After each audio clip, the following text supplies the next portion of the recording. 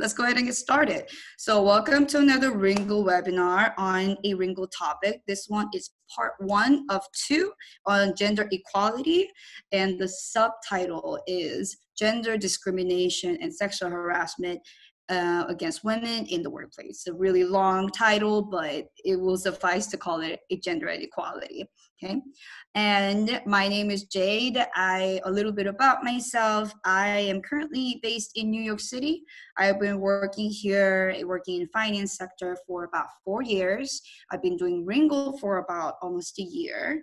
And I graduated from University of Pennsylvania, Wharton School. I studied finance. And ever since I graduated in 2016, I've been in New York City for 4 years. So that's about me. Okay, so today we're gonna have a 40-minute webinar. So I don't know if you guys joined any previous webinars, but webinars are usually 1 hour. But we got a few comments both from the tutor side and the student side that 1 hour long might be a little difficult to pay attention. It might be a little too long. So we thought trying a 40-minute webinar would be a good idea. Primarily because a lot of people are already used to leading a 40-minute session on their one-to-one Ringle session. So we're gonna try that. So over the first 30 minutes, we're gonna spend some time summarizing the textbook. And this is part 1 of 2, which means we're gonna discuss questions 1 through 4 that come with the Ringle textbook. And in our next session, in part 2, which will be happening at the same time next week, we'll be discussing question 5 through 9. And for each question, we're going to talk about different ways to express your different opinions. And we're going to try to explore different sentences ranging in difficulty level and formality. So I wanted to cover some sentences you can say in casual conversations with your colleagues, as well as something that you might use in a more professional setting, in a meeting, or when you're talking with your boss or somebody a little more difficult or important, things like that. And as always, we'll save 10 minutes at the end for Q&A, okay? Sounds great. Well, let's go ahead and dive right in. So let's first discuss the summary. So you're not required to have read this because I'll summarize it for you. But if you go to Ringle, there is a textbook called Gender Equality. The full title is Gender Discrimination and Sexual Harassment Against Women in the Workplace. And as many of you guys know, this is a very big topic, increasingly becoming very important all around the globe.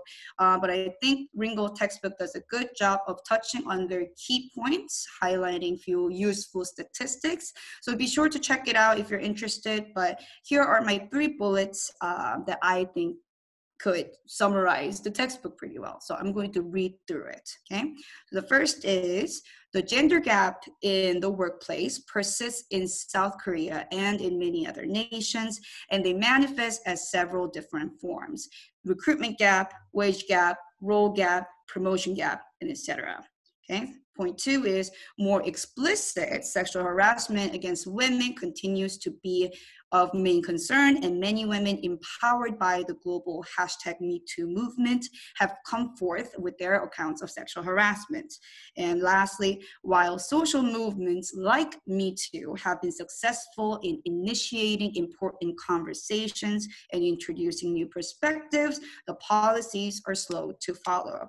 Okay, and yeah, talk to your Ringle tutor, that's me, and exchange opinions about the problem of gender discrimination and sexual violence in the workplace. So obviously a very interesting topic. It's a very tough topic too.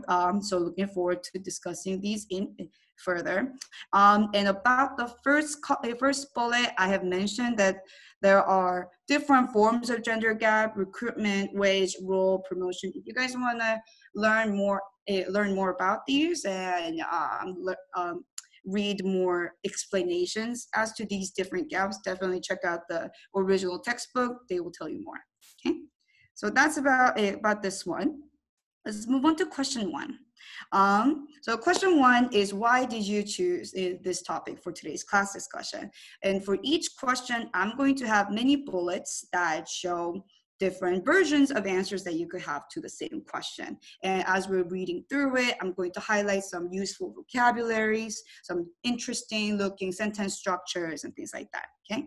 So let's read out the first 2 bullets and talk about them. So one answer could be, I am interested in this topic because it's a hot issue. Everyone has been talking about it lately. Or, Me Too is a big deal. There has been a lot of high profile cases featured in media. I consider these answers pretty easy. It's something that you can say in a conversation. I meant it to be that way. Calling something a hot issue, a big deal, it's an important stuff, all those things will work. But calling it a big deal, especially, it sounds a little native to me. So if you guys ever want to use that vocabulary, feel free to use it. Conversely, if something is not a big deal, people use that all the time in the conversation too. Like, oh, what do you think about some other topic? And you can retort by saying, I don't think it's a big deal.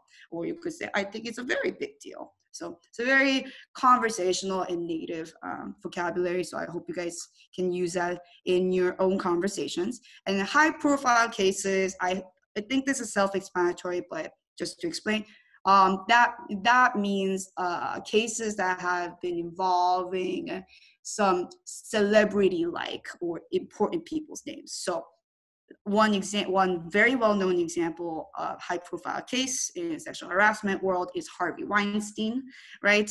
In the Hollywood industry, that is an example of high-profile case. High-profile means somebody that you've heard of, somebody you see a lot in the news, okay? And so that's the first 2. Let's talk about next 3 bullets because I think they share some similarities. So another answer that you could do is, as a woman, this is a topic I feel very passionate about, or I care deeply about because I also have experienced gender gaps or inequalities or discrimination in the workplace. The slashes I've inserted here perform as like an or. You can say that you're very passionate about something, or you could also say, I care deeply about something. They're very synonymous, and I wanted to give you different ways of saying the same thing. And you could also say gender gap, gender inequality, gender discrimination. They are different ways of saying this similar things. They ring similar to me, although gender inequality sounds a little more severe than gender gap. But mostly they're synonymous to each other. So I'm going to give you that as well. Next one, as a man with several female colleagues and a sister who's in the workforce, I wanted to learn about the difficulties the women face in the workplace.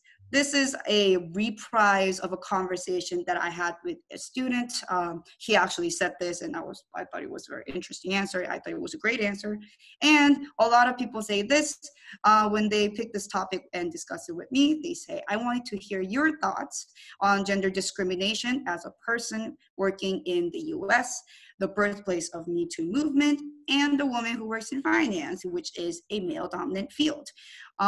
So these 3 sentences, as you can see by the bolded words, all use that sentence structure that involve as a something, as a woman, as a man, as a person. And you will find these useful, especially when you're discussing your own opinion or asking other people's opinion.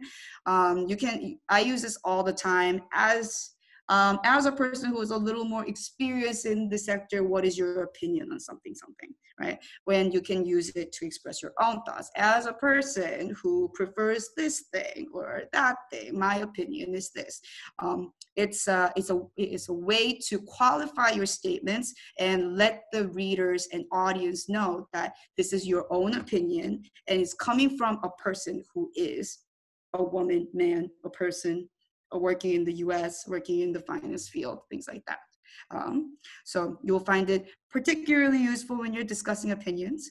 And the last bullet says, this is actually a quote from a book that I've been reading, but I thought it was very powerful and very nice summary of what's been going on. And it says, when it comes to over sexism, sexual harassment, and even sexual assault, the last few years have offered a stunning demonstration of men abusing their power to take advantage of women, and women coming forward to share their stories. So before, actually the slide before, we said, women have come forth with their accounts of sexual harassment. And over here we say women are coming forward to share their stories. So coming forward, they're very similar. It means that somebody's vocalizing their opinion, okay? And over here, another thing that I wanted to point out is a lot of times when you're talking, you'll find yourself listing different items. For example, look at this sentence, and it says, when it comes to over sexism, sexual harassment, and even sexual assault. Usually you'll see these lists in threes just because those are easier to understand and retain. And they are often ordered in the order of severity or importance. It doesn't matter which one you choose to go with, but oftentimes when you're listing something, it has to follow some strategic order, right? And for this one, what this person says is sexism to sexual harassment to even sexual assault. You see that it is in the three items are increasing in this gravity of the behaviors. Like sexism, it could be a microaggression, just behavioral, some commentaries that are inappropriate. Sexual harassment is a little worse than that, and sexual assault is a lot worse than that. So she has been very strategic in listing these three items in that order. So the next time you guys want to write some sentence that has multiple items in an order, just try to think strategically about which one you want to say first and the next and the last, okay? So that's what I'm going to talk about here. Let's move on to question 2. Question 2 is explain the following illustration and give reasons for why you do or do not think that gender discrimination in the workplace is a serious issue in South Korea and or globally. And this is an illustration. Okay, so let's talk about the illustration first. Some bullets over here are, on the right, there is a man walking up just a normal set of stairs. On the left, I see a woman also climbing stairs, but steps are getting taller or steeper as they get closer to the top. And you can also say, I think it's representing difficulties or disadvantages that women face in climbing up the corporate ladders or advancing their careers. Okay.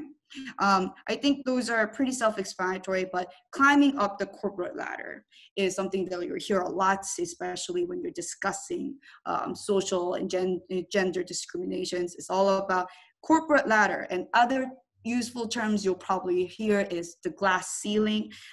It's a sociological term that people throw around to represent this invisible ceiling that women seem to face when it comes to advancing their careers. Everybody seems to kind of tap out at a certain level.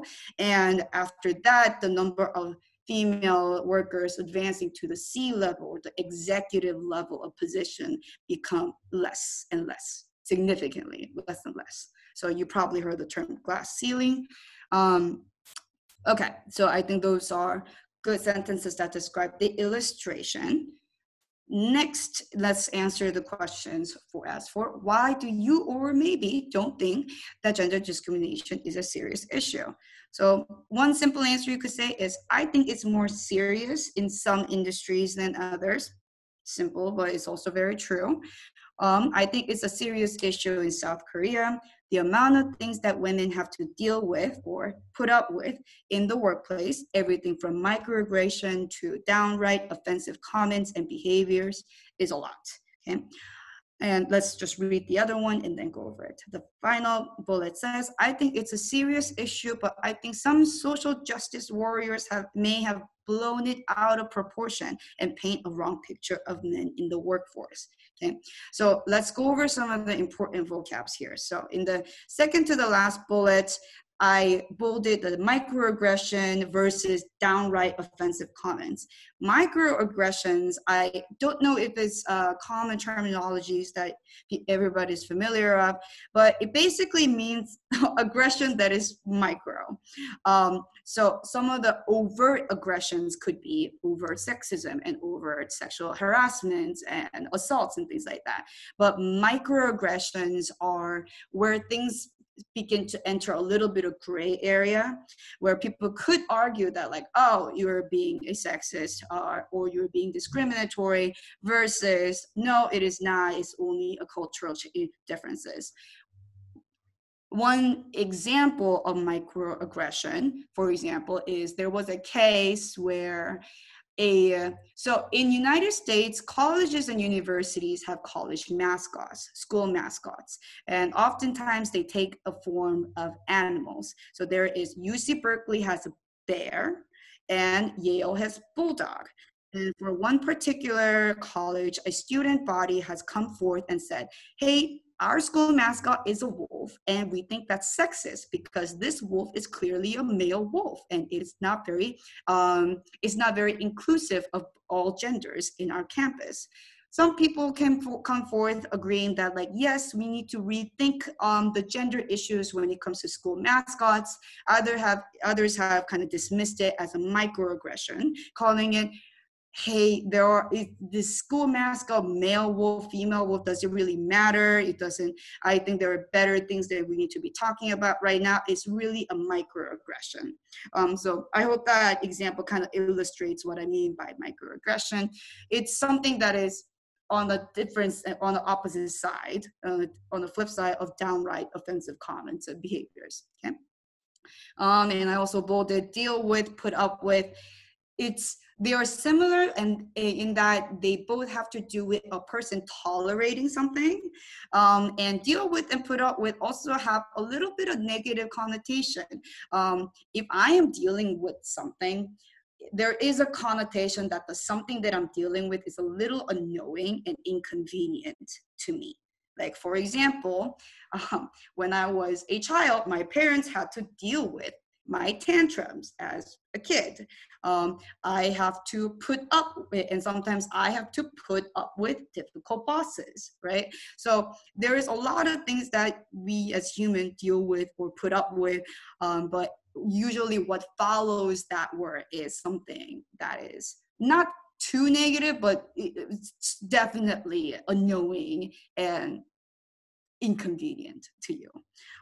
So I hope you can find the useful. And revisiting the last bullet over here, some social justice warriors may have blown it out of proportion. Blowing things out of proportion, it means exactly that. It means that you have exaggerated something to the degree that it is a little unjust. Like, for example, let's say that going back to that, like a school mascot and a male wolf concern, maybe people who are upset about those issues is maybe blowing it out of control, out of proportion, maybe exaggerating the issue too much to detract everybody's attention from the issues that really matter, right? Similarly, useful phrase is paint a wrong picture. That also means illustratively and metaphorically exactly that. Painting a wrong picture is describing something in an inexact and inaccurate way, and often with a malintent, right? So you can paint a wrong picture of men in the workforce means sometimes social justice warriors may blow sexism at certain workplace out of proportion and paint a picture that all men are really malicious, that all men are trying to take advantage of women. That is not necessarily the case, probably, but that could be happening if we are not careful about what we say. And also, social justice warriors is also terminology. I will try to explain it to the best of my abilities. It means social justice warriors are the people usually active on the internet that are making big deals out of microaggressions. Let's put it at that, okay? I think that does the job. All right, so that was question 2. It was a lot, but I think we covered sufficient materials. Question 3. Why do you think there are so many cases of sexual harassment or violence beyond gender discrimination in the workplace? Okay. And over here, I have ordered my sentences. Also, I tried to order it in the level of difficulty. So starting from the top, you could say, I think some people abuse their power. Or I think it's a combination of insensitivity, weak morals, and unfair power dynamics. Okay? Good words over here. Some people abusing their power. Abuse is a very strong word. You probably don't use that word too much in regular conversations, but it's a useful word to use when having conversations about gender discrimination. Insensitivity, weak morals, unfair power dynamics, all good words. Moving on to the next big sentence example over here. So it says, existing gender disparity in the workforce, especially among the higher ranking officials, grants more social power to men and weakens that of women. Some men took advantage of this and crossed moral and legal boundaries. Unfortunately, women fear repercussions or otherwise feel uncomfortable reporting the matter, and the unpunished harassment repeats itself, creating a vicious cycle. So there's a lot to unpack here, but I really want to stress this one because a lot of times when people are explaining like a graph or a social phenomenon, you have to describe a cycle, right? Something leads to another, and then it leads to another, and then you lead it back to the point, the beginning point. And a lot of times, a cycle can be vicious or virtuous.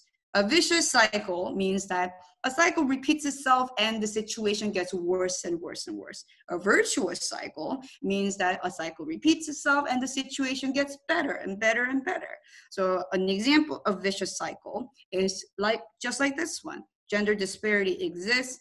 The power dynamics favors one group to the other. It leads to unpunished, bad moral behaviors that doesn't follow repercussions, and then it repeats itself, and then the gender disparity gets even further and deeper and worse, right? So that's a vicious cycle. A good example of virtuous cycle is when you start working out, for example. When a person who was very unhealthy starts working out, you're going to see like you start working out, you become healthy, you see your changes in your body, you feel good about yourself, you want to keep going, so you work out again, and then you become healthier and such, and the situation gets better and better and better. That's an example of virtuous cycle, right? And when it comes to explaining those vicious or virtuous cycles, in the language of it, you have to be very careful and explicit in describing step 1, 2, and 3 and how it repeats. And my tip when it comes to doing that is just take your time with it. You can be very explicit and say like, this is a vicious cycle of step 1 and explain, step 2 explain, or step 3 explain. Or you can be a little more advanced than that and just weave everything together in a more professional way. A more fluent way, just like how I did over here. Not necessarily super professional, but it is a little more fluent. Okay, so, and the next one is, in South Korea, gender discrimination is so woven into the very fabric of society that people do not realize how the current way of treating women could be wrong. Similarly, similar can be said of ageism and elitism, which combined creates a deeply skewed power distribution that favors middle-aged male with a good degree and respectable career.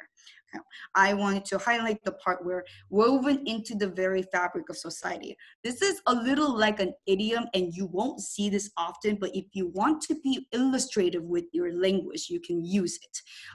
So when something is woven into a fabric, it is often used to describe like one element of a society that is so crucial to the definition of that society. Just like how gender discrimination is so woven into the society and how things are in certain nations, right? Like for example, in South Korea, there are clearly different expectations when it comes to two genders, when it comes to how they advance their career, how they live through 20s, then their 30s, and their 40s, and it's nobody's fault. It's nobody's fault, but it's the way the society has been operating itself. Um, so it's a good idiom to use. And again, sexism is one form of gender discrimination. Ageism is another form of gender discrimination, and elitism is another form of gender discrimination. Discrimination. Important thing to remember is when it comes to gender discrimination, you will probably immediately think like, oh, women are disadvantaged. And when it comes to elitism, oh, the people without good schools or good degree are disadvantaged, things like that. Ageism is a little tough because in South Korea, for example, people are encouraged to listen to the elders, for example, so the preference goes to older people. However, if you look at Silicon Valley, for example, and the entrepreneurial society, ageism works actually in the favor. Ageism works the opposite way. People look at entrepreneurs, and the younger you are, or if you're young and if you're full of ideas and if you are aggressive and if you are very ambitious, people will like you and people will think that you have a great potential rather than a person with twice the amount of work experience trying to enter into the Silicon Valley with the next breaking ideas. At least that was how it was back in Silicon Valley in early 2000s. Leading to 2010s. So when it comes to gender discrimination and elitism, there is one group that a lot of people agree are disadvantaged. Ageism can actually work in different ways depending on which society you observe. So wanted to put that out there. And lastly, for today, question 4. Do you think there are sufficient protective measures for victims of sexual violence? And why do you think so? So there are many different ways to answer this question. And first group of bullets is expressing the negative, saying that I don't think there are sufficient protective measures. I don't think enough is being done to protect victims. Or you could even say, not even close. I wish more is being done. And you could also say, I think we have a long way to go until we can really say that we're protecting the victims and preventing further violence.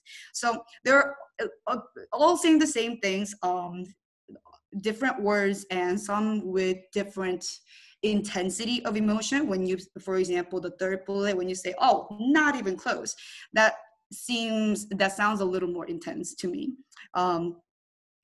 Similarly with like, oh, we have a long way to go, it means that no, we don't have sufficient protective measures and we need to work a lot harder to get there. It's a goal that we are not close to achieving. So definitely review these, and if you can use it in some other conversations, please feel free to do so. And the next group says, I think there are some, but they're not effective. You could also say, I think there are plenty of measures, but they need to be practiced in real life. Or you could also say, there are and there always have been laws that punish sexual harassment and violence. Technically, all the laws are there. That's not the issue. And all these answers are actually, I wrote all these bullets, but they are motivated and inspired by the conversation that I actually had with my students. So that's a background. So a couple things over here. When a person let's look at the long bullet, the bullet number 7 over here. When a person says technically in a sentence, that usually is used when you're discussing a rule that isn't adhered to all the time. Like, for example, I wrote an example on the right-hand side.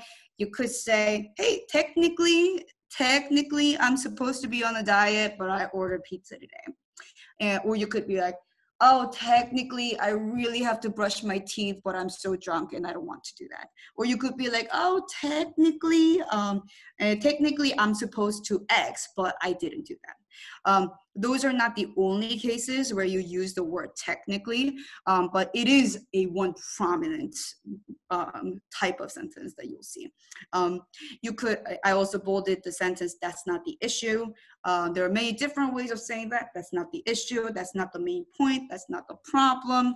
But all the similarity among these examples is oftentimes when you say that that's not the issue, you usually follow it up by explaining what the real issue or point or problem is. So you're kind of going off of the example that we talked about. Technically, you could say, technically all the laws are there. That's not the issue. The real issue is how people are adhering to all these laws that protect victims. So that's an example you could say. Another quote from the same book that I used before is, many women who have been victimized have been silenced by a long tradition of settlements and non-disparagement agreements. Non-disparagement agreements is, it's referring to a legal terminology, a lot of times when you're signing an employment agreement, some employers will have a section about non-disparagement agreements, which means that even while you're working here or even after you leave the company, you're not going to make any public statement that disparages the company in any unfair way. And while that is, it could be a good rule to have if you're an employer. As an employee, it could take some power away from you if you have been involved in some gray area of sexual harassment or misconduct. Okay. And lastly, the example sentence is, even with the high-profile cases making headlines, more subtle form of discrimination in attitudes perseveres. This is it has many big words over here, and I don't think I even talk like this, but it's one good sentence that summarizes what's been happening. So Me Too movement has been happening. High profile cases making headlines. Harvey Weinstein, awesome. Louis C.K., we caught him, great. But there is always going to be a subtle form of discrimination in attitudes against women or men. Like the biggest example is I'm sure you guys have seen these YouTube videos when movie casts are having interviews in Hollywood. A lot of reporters ask female actresses, what did you do to get in shape? How do you balance family and career? But all the interesting questions of how did you interpret the character?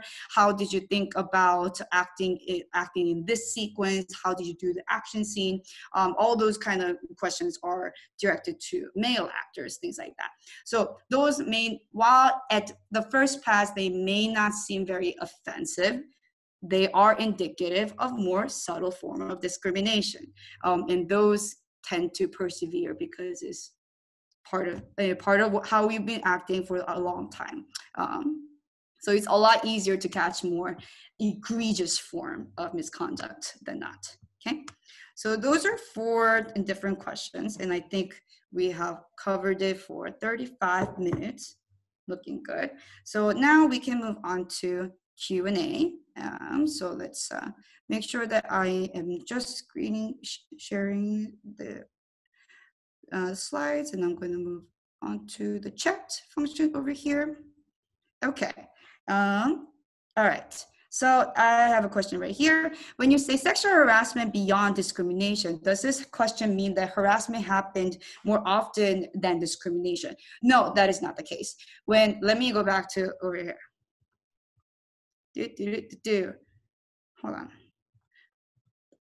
Okay, I'm just going to remain here. There was a sentence that says sexual harassment beyond discrimination. That means sexual harassment is severe, more serious, beyond discrimination. That's what it means. Not that it happens more frequently than discrimination. If I had to guess, I'm going to guess that small acts of discrimination happens a lot more frequently than the outright sexual harassments. But what this means is that, hey, sometimes sexual harassment happens even beyond sexual discrimination. That means some people do the sexual harassments that is a lot more serious than the discrimination. Okay. What is the difference between gender equality and gender equity? Let me explain that a little further. So in the media, you'll probably see gender equality as a term more than gender equity. I've actually not really heard the term gender equity before. However, there is a difference in equality versus equity, and you might be able to find different interpretation if you go to the dictionary, but here's my take on it. And let's forget about gender for a second. Just talk about equality versus equity. When people say equality, they're often talking about equality of opportunities, right? So if I want a job in Goldman Sachs as an investment banker, and the same guy who went to same school, same degree, wants the same job in Goldman Sachs, we should be given the same due process. We should be given the opportunity to interview and meet the right people and be considered for the job. That's equality of opportunities. Now let's take it further. If I'm a man, if I am a woman versus a man, or if I am from an economically privileged background or a poorer background, I should be given the same opportunity of education, employment, things like that. Those are equality. Equity is a little more complicated because people use it to describe the evenness of results. So that could mean some extremely progressive and like liberals tend to say that billionaires should be taxed a lot more. It's unfair that the billionaires are so rich, and therefore they should be giving more money back to the government so they can be lowered in their wealth. The wealth should be taxed, things like that. That's coming from a spirit of equity, which means that they are looking for equal results. They're hoping that a lot of people's power and the money that they earn and the salaries, they're hoping that will be equal. And you could kind of say that like, oh, like that should be, isn't that the same thing as equality? But it's a little different because equality happens equality happens at the opportunity level, and the equity happens at the results level. I hope that's a little clear. But okay. And do you think it is true that there are women who are trying to use sexual discrimination to win over some other coworkers? For example, this is a minority discrimination. I heard one other coworker was saying that I think A will be claimed that A is not getting much work due to her English if A is not given a good project. So this is I hear this too, that but so let me even talk about different example, which is more common. So ever since the Me Too started happening, a lot of male coworkers or male colleagues, especially at the higher level, they started getting a little nervous. They started getting nervous, being like, oh, if I do anything wrong, even just like a tiny bit, people are going to come after me and sue me and bring me into like a lawsuit, and that's going to be bad. And similarly, I think what Erin is saying is that if you don't give an employee enough opportunity in your project because of her language issue, you're going to get in trouble because that's discrimination. And actually that employee is going to make sure that the employer is going to get in trouble because she's not getting the same amount of projects. I haven't seen a case where a minority actually does follow up with those things. I think so far the reality has been that Me Too has been happening. So the perspectives are changing in the workplace. Not just for gender discrimination, but racial discrimination and minority, just cultural minorities too. So I think right now, if I were this employee A, I probably wouldn't be making a claim that like, oh, if you don't give me the same projects, I'm going to sue you. I'm going to give you legal trouble because you're discriminating against me. But I probably will feel empowered to go talk to my manager and be like, hey, I don't think I'm getting enough projects, and I have a worry. I'm a little worried that could be because of my English. If that's the case, can we talk about it? Because I would like to be as useful as I can. I don't think I think there is a bias that, like, because of Me Too movement, those the disadvantaged employees is going to use, kind of wield their minority as a power to cause trouble in the workplace. But that hasn't really been happening, at least from what I know. So I don't think, yeah, I don't. A could claim that A is not getting much work due to her English. She could make that claim in a private setting to her manager, but I don't think she's going to file a class action lawsuit. I hope that's a little helpful. Okay, so that's so we went a little overtime. Um, yeah, but if you have any more questions about this matter, definitely, or if you have any comments about how webinars doing on the Ringle side, please feel free to email us at webinar@ringleplus.com. Check out these Ringle textbooks. So the gender inequality is the one we discussed, and there are a couple others that discuss similar matters. And these are the upcoming webinars. Going to put it out here again. If you guys are interested in learning about how to talk about pandemic or writing English or presenting data and things like that, definitely make sure to RSVP and join us. Okay. And as for our part 2, it's going to happen next week, same time. Okay. And thank you for joining. And I hope you have a great rest of your Sunday. Thank you so much for joining. I know it's Sunday morning. I don't usually wake up that early, so you guys are real champions. Okay, so I'm good. I will hope to see you guys again for the next week, and be sure to check out other webinars. Okay. All right. Bye bye.